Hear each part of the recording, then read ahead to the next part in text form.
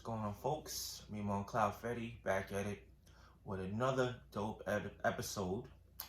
Tonight's episode was a suggestion from one of our followers, which we appreciate, asking us to do a video on finances and the relationship. Okay, now obviously this is an important topic. Everybody talks about it, and it is huge. We're gonna give our take on it tonight. Um, Let me start off. First and foremost, this is how it went with us, and it changed my whole perspective and outlook on finances in a relationship. I was always taught that as a man, you're supposed to make a certain amount, have a good career, and I think a lot of men are focused on that, making sure their career is established before they start a family in the future. But it can go either way as far as who leads in that department. And I don't think that necessarily can dictate what direction the relationship is going to go in, because things could end up on the other side of the spectrum. When I met her, I was making a lot of money. As years progressed of us being together, 7, 8 years, her salary started to come up. So I think with us, it's pretty much balanced. We can't always go by who's making more and going by numbers. That stuff will drive you crazy. I think as long as both partners have some ambition, and motivated and making efforts to grow, then the overall satisfaction and happiness within the relationship is going to be satisfied, and it's going to continue to build. That's my opinion. What do you think? Yes, I want to speak on women's perceptions, because everybody has different views on finances and relationship. You have some women that believe the men should take care of everything, like the household, their bills, his bills, just everything. And I don't agree with that, because maybe that applied to back in the days when women were just like, what do you call it, housewives, right. And they stayed home and they watched the kids and all that stuff. So the men went out there and they worked and they provided for the family. We're in a society now when a lot of women is very independent and ambitious, and they have dreams and goals. That being said, a man is still supposed to be the protector and the provider, but I do feel like a woman could carry her weight and do her part, and it's all up to that couple, because it depends on the couple. Some men still have that mentality where it's like, I don't want my wife paying for anything, and then there's others that don't see it that way. But it also has to do with the couple, and how they feel about that. For me, I was on my own. I was very independent. I still am. So I never expected my husband to come in and be my savior. Although he was making way more than I was when we first met, I still felt like, this the competitiveness in me, but I still felt like I needed to match up or level up. And a lot of people have touched about that in our Skin Deep video about, that financial shame for women or whatever. Yeah. And don't get it twisted, I was never broke. I was never unemployed or homeless or anything like that. I just wasn't making as much as him. And that was making me feel away, because I knew he was making more. And, for some women, they don't even care. Some women are with men. You was working crazy hours just to get that. Yeah. So it wasn't that I was working crazy hours just to get that. I had a lot of expenses, so I had to kind of work those hours for the expenses. But it was fine for single me. But I saw it as me evolving into somebody with a relationship. Certain things had to be intact. Like, now I can't just go and cook some spaghetti that'll last me for the week. I gotta actually entertain or kind of woo you. You wanna, you want some baked chicken, you want baked potato, you want some veggies, you want some wine. It's like, now we gotta step it up. Yep. With a lot of things, and we tend to agree on a lot of things. So that's why I felt like I was kind of like inadequate with the finances, because I knew this was a man who was seeking wifey material. So he's looking for wifey qualities, not my bachelorette living qualities. So my bachelorette mind was like, sis, I don't know that this is gonna cut it. And that's why I felt like my finances just was not there. Of course, over time my finances did improve. And I started a business as well, so that just took it off to the next level. But I needed to level up from bachelorette to wife status. And the finances, bachelorette finances was not on wife status. So a lot of you chicks that think being a bachelorette and you're gonna be a wife status is two different mentalities, two different views on how you look at things. So that's where the financial shame came in for me, because I realized my bachelorette budget just was not gonna cut the wife budget. So that was a problem I had for myself. I didn't even look at it like that. That's crazy. This is being me as being an ambitious person and being inside of my head. It's that I shouldn't have been in competition with you, or I shouldn't have been thinking that way, but it was good that you provoked those things in me because it made me want to step up. No, absolutely. I think it worked out that way, and you probably wouldn't have been able to keep up if you didn't have that desire or that ambition. And based on the times as the duration of our relationship took place. And a lot of women, I mean, to each his own, but a lot of chicks is out here with no jobs and they expect to get a dude that's making six figures and to take care of them. And don't get me wrong, there's maybe a 1%, 2% of chicks that do pull it off, you know, but for the majority, why do you think that you're going to get that and you ain't bringing nothing to the table? We definitely ain't going on a lot of dates. But there's some chicks that's out there that's like that. They just think like, well, I'm cute and they don't have much else to offer, but you know, they might have a good time with you, but I don't know that they'll wife you. So ladies, don't get it twisted thinking because men are supposed to be the providers that you don't have to bring nothing to the table. That's not how it goes. And my thing with women like that is that you should have ambition outside of a man. The man should not be the ambition. He should be the icing on the cake, like the reward at the end of the day. Because I was so driven and I'm so goal oriented, now I get to share all the success with a man who's as driven as me. But the goal should never be, I'm just trying to secure the bag with a husband. That's just, and I hear a lot of that, like, oh, well, you should be good, you got a husband. You should be good, you got a husband.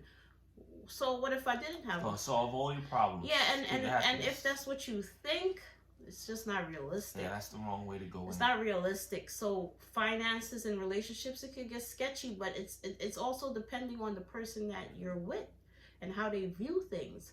If they were told, like, I know some people, and they think that the man should take care of everything, and those people are single. Just, you know. And then there's women that think like, okay, I don't mind doing my part as long as he could do his part. Like, I'm not trying to do his part and my part and everything. And it's true. I feel like everybody should be able to pull their weight. But that's the key I wanted to touch upon too, and I'll let you go. It's not about how much money you should be making and the numbers.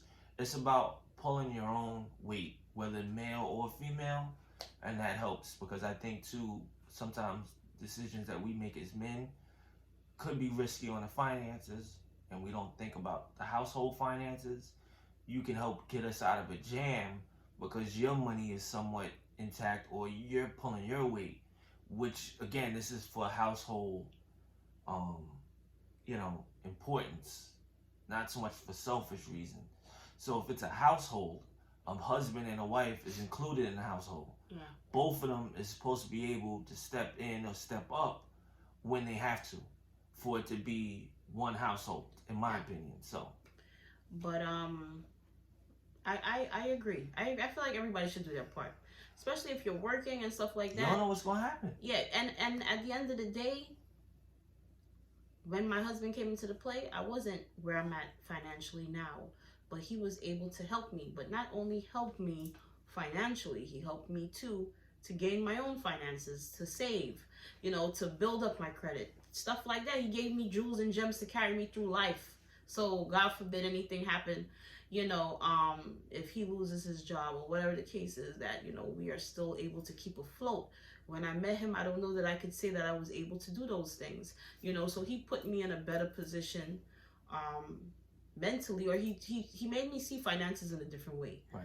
And I think, I'm not saying all bachelorettes live like that, but I just was thinking for tomorrow, for today, and that was cool enough. And when I met him, it was like he just had so much planned for his future, and I was like, damn, I don't even know that I have that planned for next week. So it made me check myself, and he didn't know, but I was like, damn, I need to. He got savings. He trying to get a house. It's like he had a plan on where he was going, and I was like, damn, I don't know that I have a plan. So finances is different for everybody. We cannot really speak on your household finances because it's all about your mentality too. It's how you view finances, how you were raised to view them, how you see them, and how your partner sees it. But I do believe that both husband and wife or whatever, they can come to an agreement on how they should split their finances. Never listen to what other people say and what other people are telling you. Because sometimes what works for one household may not work for yours, Sometimes if you could be the woman could be the one making 80,000 and her husband is making 60,000. Now, that's two good incomes. I mean, it ain't bad. He can live off of it. And, he may not be able to delegate and make the bigger payments as you make because you make more money. But that don't have to be an issue for your household. Don't let people get into your head. Work with what works for you. Don't get caught up in that. So with finances only gets cloudy and it only ruins relationships when people let outside opinions on how finances should run in their household. Well, and there's a dramatic difference. Yes, and the outside person cannot tell you how to run your household, even if it's a dramatic difference. If you made 100,000 and I make 40,000, we just gonna have to come to figure out what I'm able to pay with my 40 to take care of the house and what you can pay with your 100. And that's I just feel like everybody needs to carry their portion. Some people may be taking more of the weight than the other, but I feel like everybody should contribute. So that's just how we do our household. But what works for you works for you. Now, if you're making 100,000 and your husband is making 60,000 and you have kids, why should he have to go broke to pay some extra bills when you have the extra cushion to do that? Stop getting in your head and messing up your life because of silly things.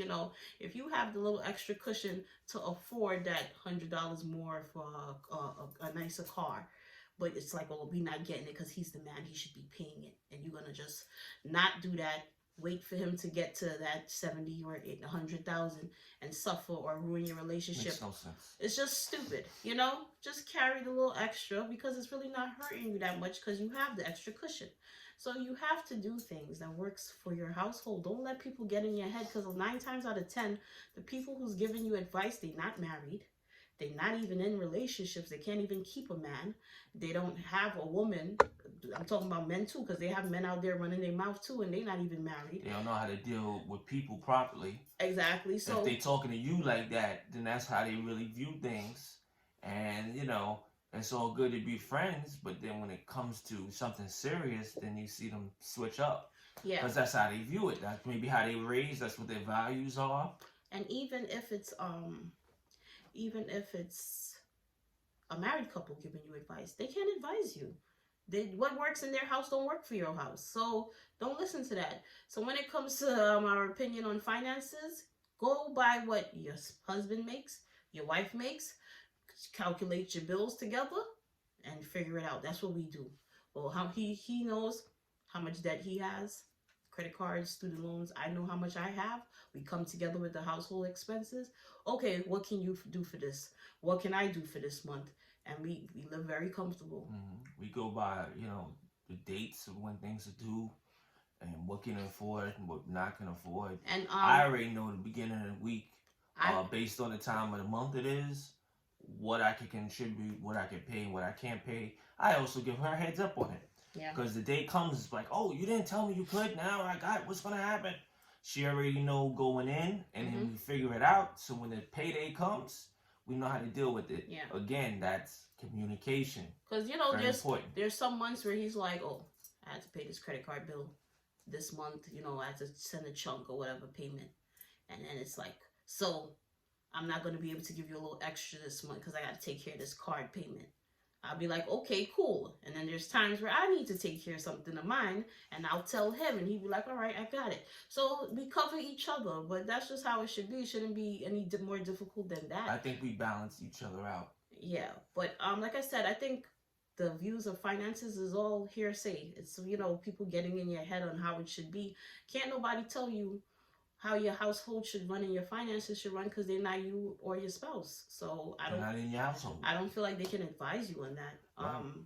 But don't get caught up in people's beliefs of how finances should be run. It's something that could be a seamless process. I know people break up their marriages, they get divorced over finances. But when it gets to that level, is because I feel like there's a lack of communication, or there's people speaking into one of the partners about what it should be. Because trust me, I've had a lot of people give opinions, but that's why I don't tell people much about my relationship. Not because it's bad, but because people always gonna have their views on things. But I know when this quarantine hit, I had a lot of people saying like, "Oh, you good because you got a husband." What does that mean? My husband could have got laid off from quarantine. You don't know what our finances is. So how could you tell me that I'm good because I have a husband? And my husband has his own set of responsibilities too. So, but that's the assumption, is that once you have a husband, you have a meal ticket for life. And I don't know that that's really the case. You can't count on 100%. No. And same way he had me when I didn't have, I got to have him when he don't have. And that's just marriage. But there's some selfish women out there that believe that he should have me, and that's it. They're not willing to bend. He should have him, and he should have me. But I'm not doing vice versa for him. And that's why y'all divorced. And you married the wrong person. Because you're selfish. So it's like you losing your thing off of beliefs or what people tell you is supposed to be. Nobody can tell you what goes on in your household, and nobody's going to tell you how to run your household. And nobody can tell you how to live happy within your household and your finances. Only you know what works. And I'm trying to make this thing short, but I have a lot to say about it. Like, when we were planning our wedding, right? People know us that we like to go out, right? People throw shade all the time. Oh, where you going this weekend?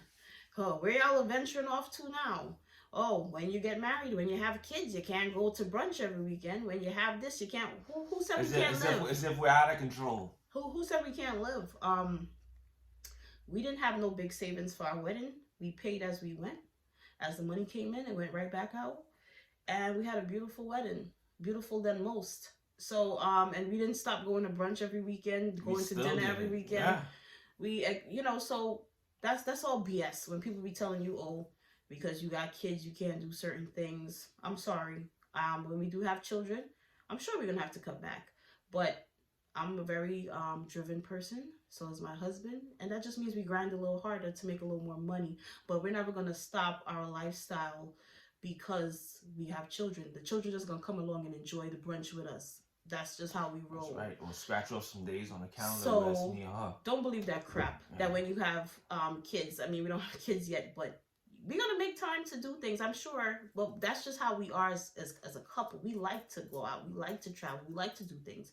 So don't believe that you can't live and enjoy life because you're married and your finances should be going to this. You still can budget and make time for what you want. Why not? You want to live. You want to be happy.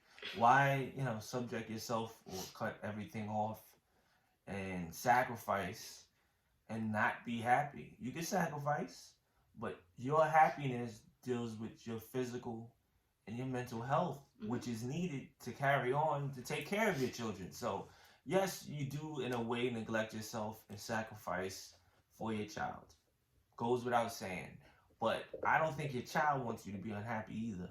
No. Neither your spouse. Listen. Neither should they be unhappy, because all of that weighs down on everything else. If somebody's unhappy and it's like that for a long period of time, it carries over to the other side of marriage. It carries on to the children. It carries on to the family. It carries on to the household. So it's not a good thing. So it's important, I think, in a way, in different areas, at different times, to a certain extent, everybody needs to be happy. Everybody needs to be taken care of. Everybody needs their time, me time, couple time, family time, all of that. Yeah. So, well said. But We gonna live. Sometimes people put too much into things, and I think finances is one of them. And like I said, that's their belief, right? That when you have kids, you cannot live, or if you're saving for a house, you can't go out every night. It's only one way to do it, and it's not true. If you're saving for a house, you can't go out to dinner every weekend. You can't go to the movies and stuff. Who said that? That's the stipulations you put on your relationship in your life. If you want to be home and miserable while you save, that's your business. I'm just going to do a little more faces or put in a little more elbow room so I can get to go to the brunch and get to go to makeup shows and concerts and stuff like that. I just work a little harder, but I'm gonna always have the life that I want. I'm never gonna cut back on my life. You work hard. You have one life to live, and I'm gonna enjoy it to the fullest. So when the kids come, they're just gonna enjoy the brunch with us, the date nights, and all that stuff. But don't believe the hype. Like I said, that's what they do to make things work. But who says you have to stop living, to enjoy life? It's more than one formula. It is one, and perfectly said. It's more than one formula. And a lot of you are getting caught up in that one formula y'all keep hearing and thinking that that's going to dictate your life. Don't worry about your finances. You made it this far, right? Come together, come to an agreement, see what works for the both of you, see what bills you have. Figure it out. Make a plan and move forward. You know what I'm saying? But you don't have to stop living. You don't have to listen to how Mary and Joe did it to get to that process, because, like I said, we didn't know how we was gonna pay for a wedding, and it's going on 3 years, and we had a beautiful wedding. We didn't cut no corners, and we ain't got no debt for it, and we did not have no wedding fund. So, and we did not take out a loan. So, you can't listen to what people say, because if you listen to what people would say, how are you gonna get married in New York? How could you afford that if you don't have a wedding fund? And we made it happen. So we're living proof that you could do anything you want. So don't listen to the hype of people in their finances. That's what they do, right? You got to worry about what works for you and your spouse. That's all I have to say about that. Period. Enough said. Yo, we want to thank you guys for tuning in again. We're going to keep coming with more dope videos. Please let us know what you think regarding finances in a relationship. If you're in a relationship where finances are kind of complicated, obviously it's your business, but if you guys have some interesting tips that work out for you, exactly, please let us know. We don't have it all figured out. If you've been married for a long time and how you work it out, and you have children, let us know. What works for you. Share it below, because it might help us in the future. It might help somebody else, but we want to hear it all from the singles, everybody. Right. Like, subscribe, share, and again, any other topics you want us to discuss, we're open ears. We're going to tackle it for you best way possible. Y'all have a good day, good night. And stay safe and stay inside. Peace. Bye.